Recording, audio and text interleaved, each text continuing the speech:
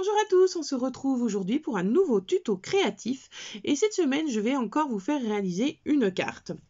Mais n'oubliez pas que ce que je vous montre, vous pouvez l'adapter sur un format de art journal, de page, de mini-album, bref, ce que vous voulez. Au niveau des techniques, je vais vous en expliquer deux. Donc la toute première, en fait, on a une multitude de tampons chez nous et je vais vous démontrer qu'en utilisant plusieurs d'entre eux, en fait en les multipliant sur la créa, on arrive à créer l'illusion qu'on n'en a utilisé qu'un seul.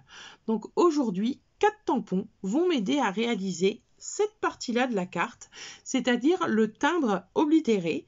Et c'est, vous allez voir, de la superposition à plat à l'aide d'un cache ou de plusieurs caches pour obtenir le résultat que vous avez sous les yeux. La deuxième partie du tuto, ce sera de créer cet effet pochoir. Donc tous les petits pois là que vous voyez en couleur, c'est de l'aquarelle et ce n'est pas du pochoir mais du tampon texture. Donc on a toutes ou tous des tampons texture dans nos tiroirs de scrap et c'est l'occasion de les utiliser en créant cette fausse illusion de pochoir.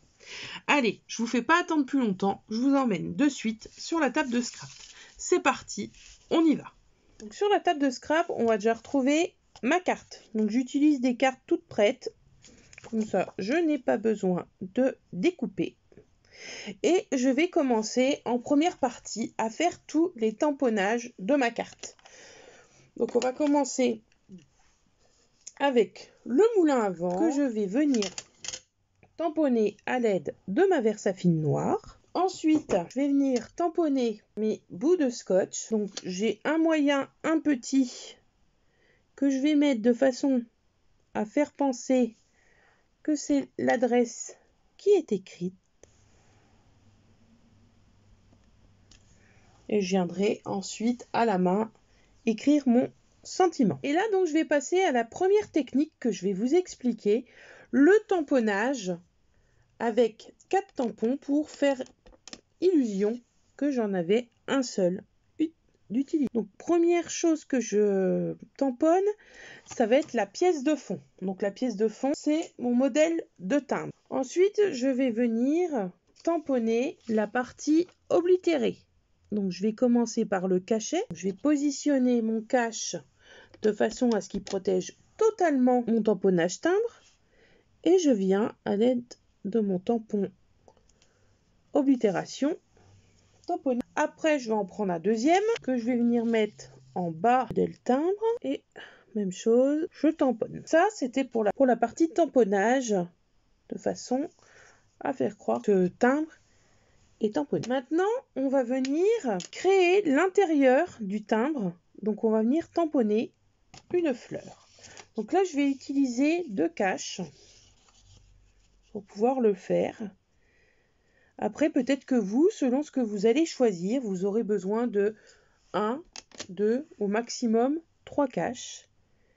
Et je viens positionner ma fleur à l'intérieur du timbre pour créer un timbre décoré. Voilà ce que ça donne. Donc là, je viendrai mettre de l'aquarelle pour le colorer. Maintenant, on va passer à la partie aquarelle. Donc je vais coloriser mon moulin à vent. Donc là, rien, vous allez voir, rien d'exceptionnel. C'est après que la technique pochoir va apparaître.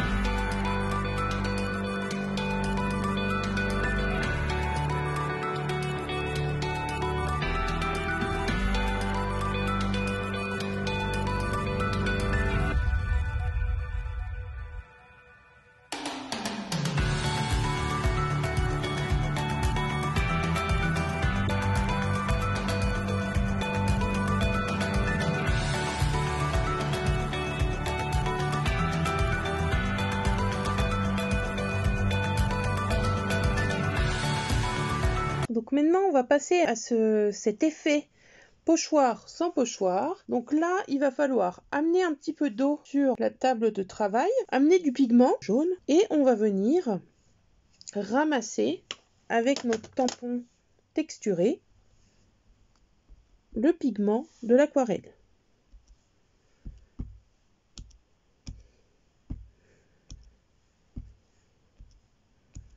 Et après, on l'applique sur notre carte. On n'oublie pas de nettoyer entre chaque utilisation du tampon. Et je viens en récupérer, mais vraiment un tout petit peu, pour aquareller autour du moulin. Donc j'en prends vraiment un tout petit peu. Il faut vraiment que ce soit très léger. C'est juste pour créer une sorte d'évaporation. Donc je tapote plutôt que de faire comme si je peignais. Donc après je vais venir travailler le vert. Donc je mets pas mal de pigment. Parce que comme c'est fluo, il faut que ça se voie quand même.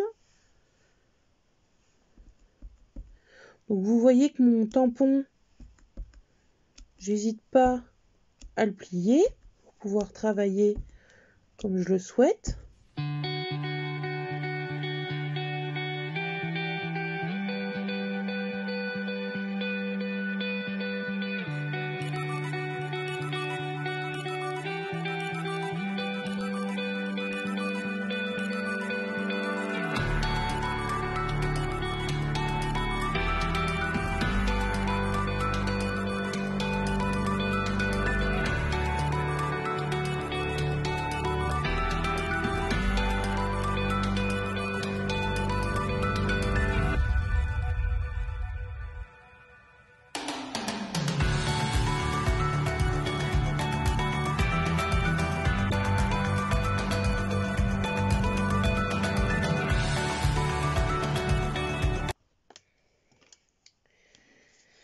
Donc voilà mon fameux effet pochoir. Voilà ce que ça donne avec la diffusion des encres tout en douceur. Des encres, plutôt de l'acrylique tout en douceur. Vous voyez ce fameux effet pochoir obtenu sans pochoir. Ça qui est chouette. Et enfin, donc il me reste à écrire au feutre noir « Fais un vœu ».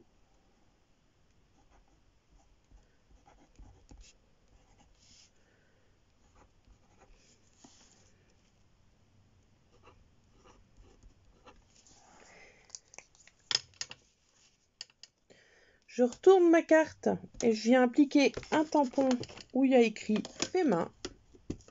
Je le mets au centre de celle-ci. Et voilà.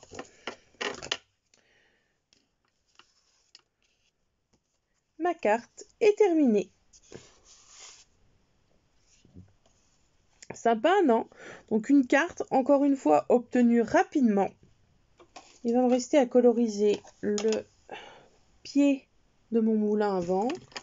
Je vais venir le faire en distress oxyde. Et le centre, je vais venir y mettre un dots pour donner un tout petit peu de volume, parce que j'en ai pas sur cette créa. Je vais même faire en délicatesse. Voilà, je vais poser mon petit cerf-volant sur terre.